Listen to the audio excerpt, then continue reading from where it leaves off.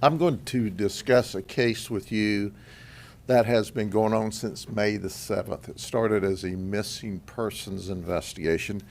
And if you've not paid attention before to some of the releases, let me introduce you to Ethan Allen. He's 21 years of age. He was reported missing to us on May the 7th. He was last seen or heard from alive at about 11:21 p.m.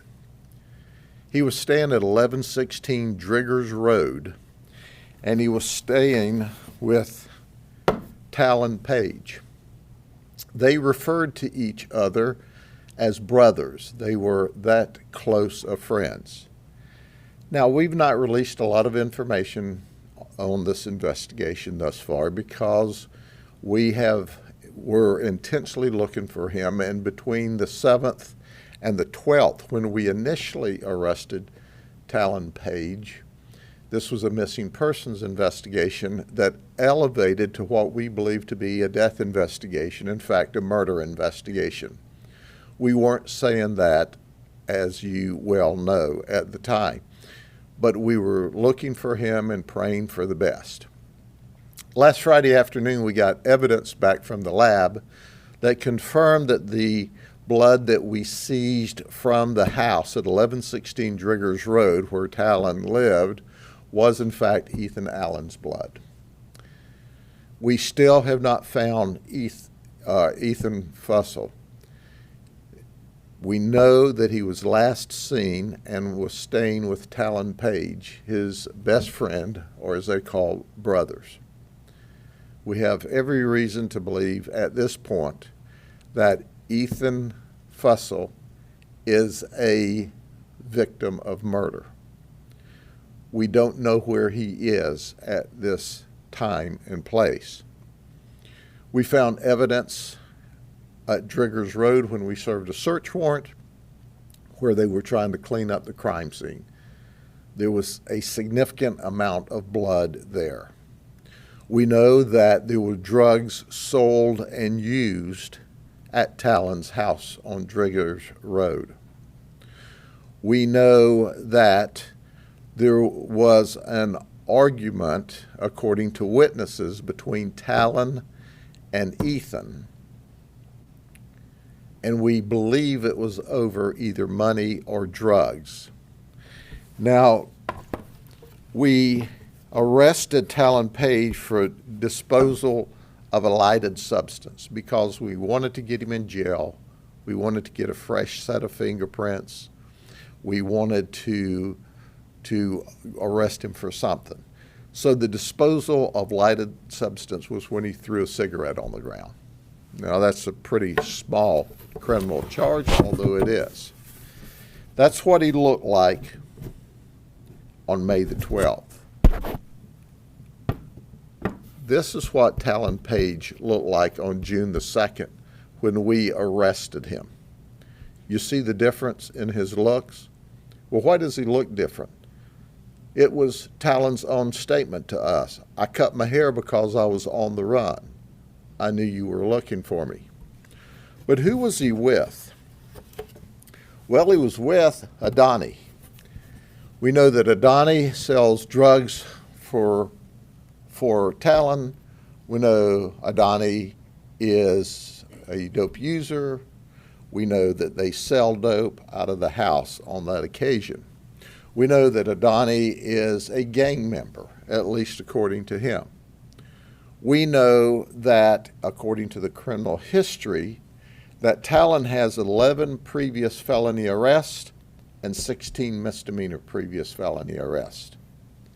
Adani was just released from prison on May the 1st, 2023, and he's now only 21 years of age, and he's got 41 previous felony charges and 26 misdemeanor charges. So how did we get onto him? We got onto the two of them because they were hiding and running, and we have been running after them. We have been just a step behind. But they went to Mulberry to an address to stay. Adani knew a guy from Mulberry that he had been in the county jail with, and he said, hey man, we need a place to crash for a couple of days. They're after us. And the guy said, come on and stay with me. Adani was actually seen on the front porch wearing a full stocking mask. So you know you're a little suspicious when at your hangout you're coming outside wearing a full stocking mask.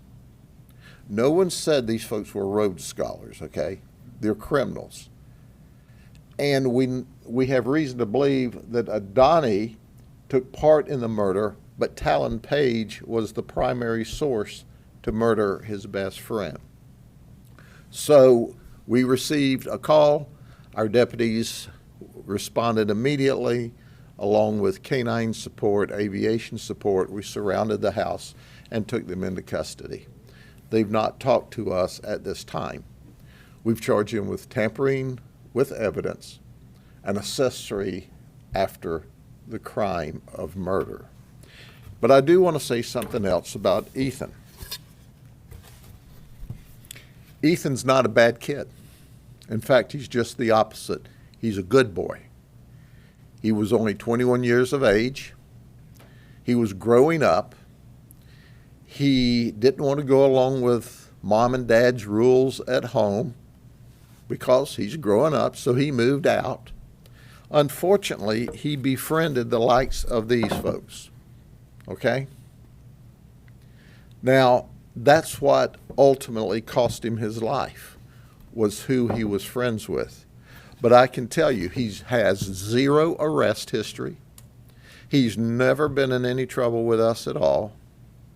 He simply was hanging out with the wrong crowd.